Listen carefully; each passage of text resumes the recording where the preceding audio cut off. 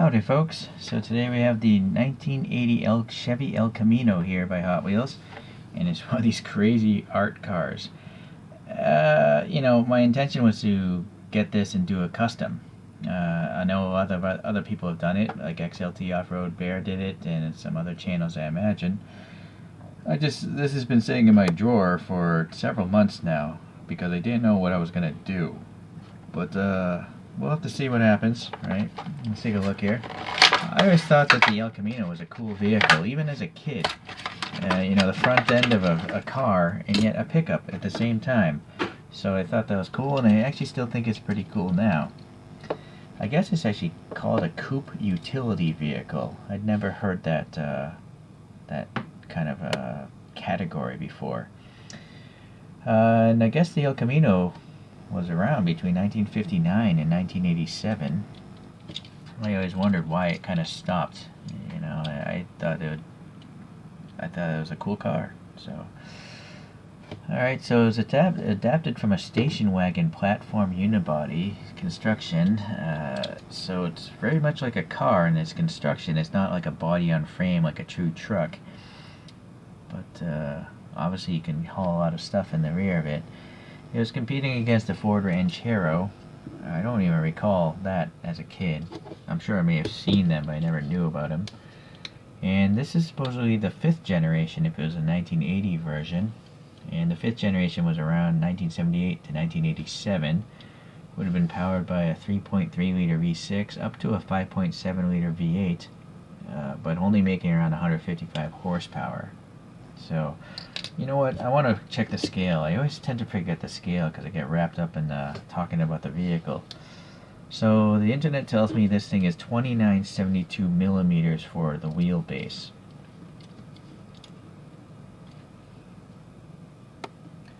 Just try to get these ends right into the middle of that steel axle.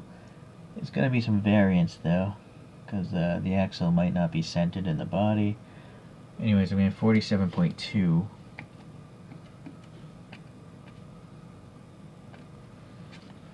I'm getting around 1/63rd scale.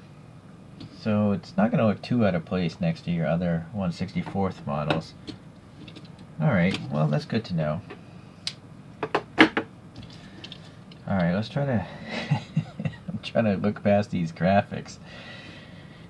What do you guys think? I mean, is this an attractive paint scheme that Hot Wheels did? It reminds me of Max Headroom, or like basically a bunch of party favors. Anyways, the wheels are even kind of interesting. I actually think these wheels would probably look cool if they weren't pink and yellow. If they were actually black and this yellow was chrome, I think that might actually look pretty neat. We'll have to see what I do with the mods. Anyways, this is obviously a two-door, and then we have this door handle sticking out. I don't really see much else here on the side though. I do like that the window is totally gone here, so you can see the interior, which is a great color for visibility. Day glow orange. Maybe not a realistic color for a car, but interesting. Alright, we got this giant power bulge. Obviously that wouldn't be stock. So this is a customized El Camino. And I could not find any 1980 El Caminos with horizontal grille strakes. They're all like vertical. So I think this is not very accurate. Interesting that they replicated the square headlights with 2 steps staggering down. But what's good about that is you can take a paint marker and easily add some silver paint in there. And then I guess this must be a turn signal or a running light. I'm not sure.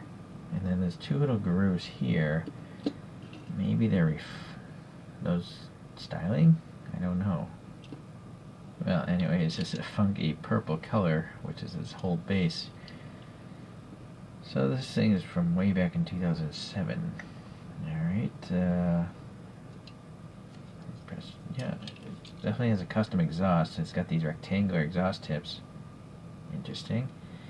And this is where I guess the taillights are built into the chrome bumper on the real trucks. But the real trucks also have a recessed license plate area here, so Hot Wheels just shaved it off, I guess.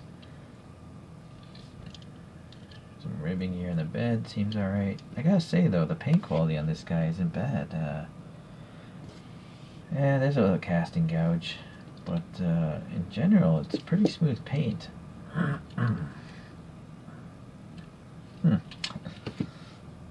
Well, we'll have to see what happens here. Alright, I'm back here, and I decided to experiment with one of these color shift paints. But before I get into the paint, let's talk about what other mods I made. First I had to drill it apart because the original wheels were so sunken in the fenders, there's no way I could get these wheels under the fenders without taking the thing apart. And so you might be wondering where these wheels came from. Well, they came off this unlicensed GTR, and the tires are so tall that they look a little goofy on the GTR, but they seem to work okay on a pickup truck kind of thing. So, and then the paint was old or something, so I literally just took my fingers and scraped off the paint. So it has black spokes, but then it's faded silver around the rim. So I didn't do much else other than just rub the paint off. And then I did have these extra brakes from a separate set of wheels, and I added those. These things don't spin at all. I glued it in place. Sorry, it might be hard to see, but there's a bunch of washers, which was a waste of time, really. Ultimately, I ended up using 3D printing resin over the axle and a UV light, and then that's what set it in place. And then I painted it black. It's usually a gray resin. I will note that the plastic Hot Wheels uses, nothing really wants to stick to it.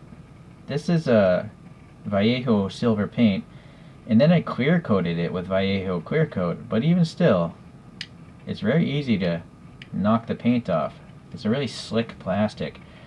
So if any of you veterans to the Hot Wheels customizing community can tell me, how do you guys prep up this Hot Wheels paint so the paint doesn't just flake off so easily? I'd be curious to know. Okay. Alright, so that's what's going on with the wheels. They're very sunken in. It's a very slammed vehicle. Theoretically, it wouldn't even turn because it's going to collide with the fender, but we don't care about that, right? Alright, so I added a little silver on the door handle there. And then, yeah, this whole base plate is silver. I'm afraid to touch it because the silver is going to come off. I'm going to get a different angle here. I added a little black paint wash in the grill, as well as this orange, and I decided just to leave the headlights alone. Alright. The back, there really isn't too much on the casting itself, but yeah, a little red and black there. So then, now the interior is just a black with a little silver gear shift. Now this paint is supposed to be a color shift. I first stripped off all the graphics except for the H here, and I used Scotch brand adhesive remover to do that. It worked really well, very quick. And then I just shot this Vallejo color shifter's orange violet over it, thinking it might affect the sky blue color, but it was almost invisible. This stuff is really only supposed to go on top of a black color. So after experimenting with the failure of that paint on the sky blue, I just painted this black first, and then I shot this, over it. And so let's try to move it around. There's a little bit of a shift. You can really see it in the bed more. You can see the orange come in right there, but in general it's usually like a purplish violet color. So the description of this paint is actually pretty accurate, I think. Kind of looks black there. So maybe I didn't apply it right. I don't know. But I did clear coat it. That also might be knocking it down a little bit. But I kind of like it. It's kind of like a satin finish. It's not really a gloss finish. I was afraid to use a lot of gloss because I'm afraid the fitment of the base wouldn't work anymore. So there's only 2 light coats of clear coat on this thing. Alright, so that's it for this guy. Let's compare it to another pickup truck. A couple other custom Caminos there. So I'm just going to pull out this one. It's already custom. It's one of these M2 machines. It's a 79 Chevy C-Series.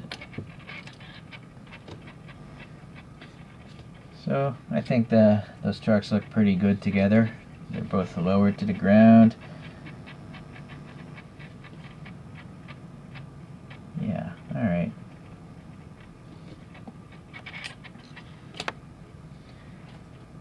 Okay, well, this time around, that's my custom here for this one. No 3D wheel print on this one. I save all my old wheels from other, wheel swaps just for this purpose. So I think it turned out alright. Alright, well, I appreciate you guys watching as always, and I'll see you the next time I do another Hot Wheels.